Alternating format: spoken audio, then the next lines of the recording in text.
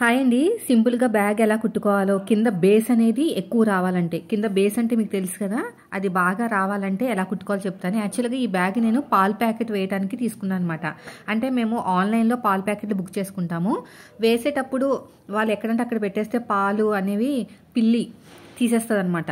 So నేనైతే ఒక bag అయితే కుడుతున్నాను. ఈ బ్యాగ్ కూడా చూసారా ఎంత పర్ఫెక్ట్గా బేస్ వచ్చేటట్టు కుట్టానో, మీకోసమే కుట్టానండి. ఇది చెప్పాలంటే మామూలుగా అయితే 4 మూలలో కుట్టేస్తే నాకు పాల ప్యాకెట్ అయితే ఈజీగా వస్తుంది. కానీ మీరు ఏ బ్యాగ్ అయినా సరే మంచిగా పర్ఫెక్ట్గా కుట్టుకోవాలంటే ఇదే మెథడ్ అయితే బెస్ట్ అండి. చూడండి కింద చూసారా ఇంత బేస్ వచ్చింది, అరజానేడంత బేస్ వచ్చింది అనమాట. మీరు ఎలాంటి క్లాత్ అయినా తీసుకోండి, ఎలాగైనా చేసుకోండి, కానీ ఈ మెథడే ఫాలో అవ్వండి. ఫస్ట్ వచ్చేసి నా దగ్గర ఉన్న క్లాత్ని అయితే అడ్జస్ట్ చేస్తున్నాను. పొడుగు వచ్చేసి ఇది ఫోల్డింగ్లో ఉందండి, పొడుగు చూపిస్తాను. ఇప్పుడు నేను చూపించిన బ్యాగ్ కొలతలు అయితే ఇలా ఉన్నాయి. మీకు ఎంత పెద్ద బ్యాగ్ కావాలంటే అంత బ్యాగ్ నేను చెప్పినట్టు కుట్టేసేయండి, సరిపోతుంది. చాలా సింపుల్గా ఉంటుంది. ఇక్కడ చూడండి, ఇక్కడ ఫోల్డింగ్లో ఉందండి, ఇలా ఫోల్డింగ్లో ఉంది. ఇది పొడుగు అనమాట.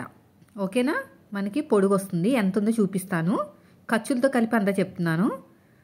నాకు దగ్గర దగ్గర 20-31 ఇంచులు అయితే వచ్చిందండి పొడుగు. వెడల్పు వచ్చేసి 15 ఇంచుల వరకు అయితే ఉంది. నేను ఏం కట్ చేయట్లేదు, ఇంకా వేస్ట్ చేయకుండా ఇలా సగానికి ఫోల్డ్ చేస్తాను అనమాట.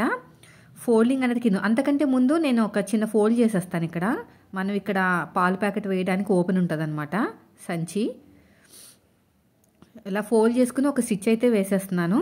చూడండి, ఇలా నీట్గా స్టిచ్ చేసుకుంటూ వచ్చేసేయండి. వీడియో నచ్చితే లైక్ చేయండి ఫ్రెండ్స్. ఇలా ఫోల్డింగ్ చేసుకుని స్టిచ్ వేసేసేయండి. ఇక్కడ కూడా అంతేని, చూడండి నేను ఎలాగైతున్నానో అలాగే స్టిచ్ వేసేసుకుని ఇంకో కార్నర్ కూడా ఇక్కడ మనం తాడు పెట్టాలండి. అంటే దేనికైనా తగిలించుకోవడానికి తాడు అనేది ఇక్కడ పెడతామన్నమాట. అందుకనే పోగులు బయటికి రాకుండా ఇలా ఫోల్డింగ్ చేసి స్టిచ్ చేస్తున్నాను. అర్థమైంది కదా, ఇది ఓపెన్ వైపు ఉంటుంది. ఇలా నీట్గా ఫోల్డింగ్ చేసుకుంటూ వెళ్ళిపోండి. ఇప్పుడు చూడండి, ఇలా సగానికి ఫోల్డ్ చేస్తాం కదా, ఇలా ఫోల్డ్ చేసుకుని కింద, ఈ కింద ఉంది కదా, ఇక్కడ మనం బేస్ రావాలన్నమాట.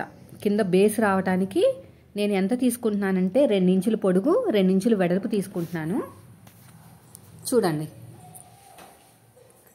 ఇక్కడ 2.5 ఇంచులు తీసుకుంటున్నానండి. బాగుంటుంది 2.5 ఇంచులు అయితేని. 2.5 ఇంచులు వెడల్పు ఇలా బాక్స్ లాగా రెడీ చేస్తున్నాను అనమాట. 2.5 అంతే. కట్ చేసేసేయాలి ఇలాగా.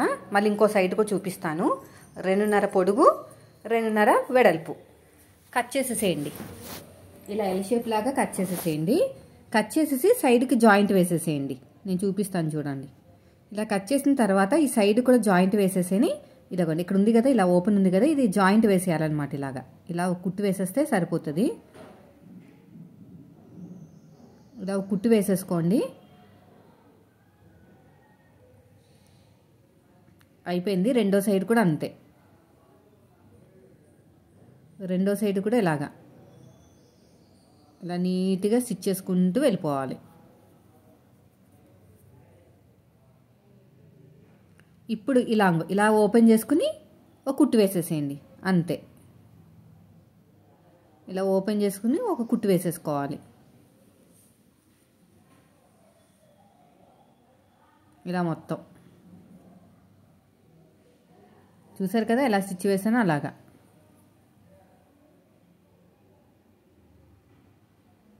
తర్వాత రెండో సైడ్ కూడా అంతేనండి.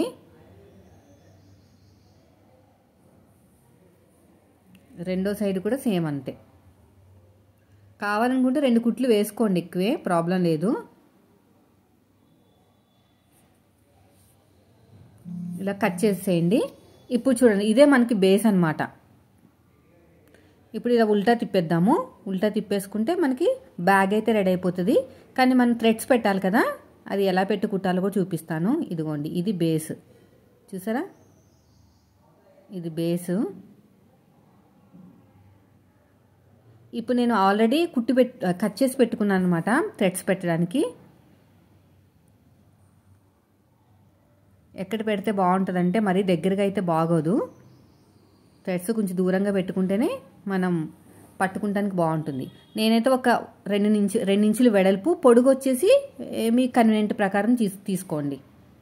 ఇలా డబుల్ ఫోల్డింగ్ చేశాను. ఇటు అటు ఫోల్డింగ్ చేసుకుని మధ్యలో మళ్ళీ ఒక ఫోల్డింగ్ చేసేసి ఇలా నీట్గా కుట్టుకుంటూ వెళ్ళిపోతున్నానండి. చూడండి, ఇటు ఇటు ఇలా నీట్గా స్టిచ్ చేసుకుంటూ వెళ్ళిపోవాలి. ఇలా మొత్తం కూడా అంతే, ఇలాగా చూడండి. ఇలా మొత్తం కూడా చూసారు, ఇంత పొడుగైతే సరిపోతుంది. రెండోది కూడా అంతే,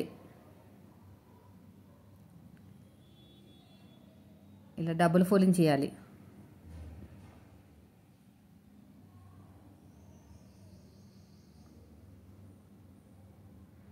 ఇలా ఫోల్డింగ్ చేసుకుని నీట్గా కుట్టుకుంటూ వెళ్ళిపోవాలి ఇలాగా.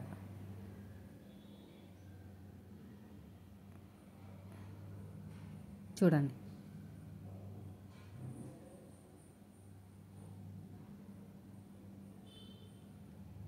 ఇలా ఫోల్డింగ్ చేసుకుని నీట్గా స్టిచ్ చేసుకుంటూ వెళ్ళిపోవటమే.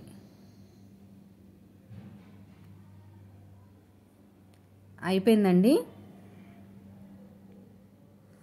ఇక్కడ కూడా ఎగస్ట్రా ఉన్న క్లాత్ని కట్ చేసేయండి.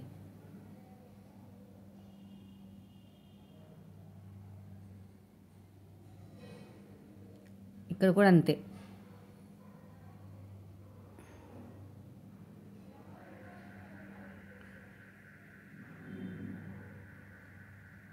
ఇప్పుడు వచ్చేసి మనం ఒక 4-5 సార్లు రఫ్ ఇచ్చేద్దాము. థ్రెడ్స్ పెట్టుకోవాలి కదా, కరెక్ట్గా పెట్టుకోండి, లేదంటే పట్టుకోవడానికి బాగోదు. ఇలా రఫ్ ఇచ్చేసేయండి.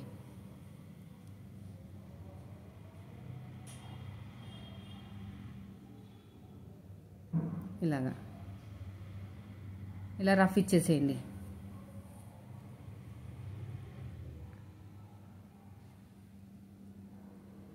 చూడండి, ఇక్కడ కూడా అంతే.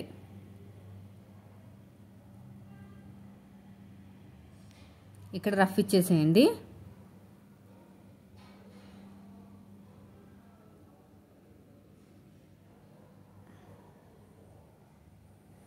ఇలా స్ట్రైట్గా వెళ్ళిపోయి ఇక్కడ కూడా రఫ్ ఇచ్చేసేయండి. అయిపోయింది. చూసారు ఎంత చక్కగా ఉందో. వీడియో నచ్చితే లైక్ చేయండి. Thank you for watching.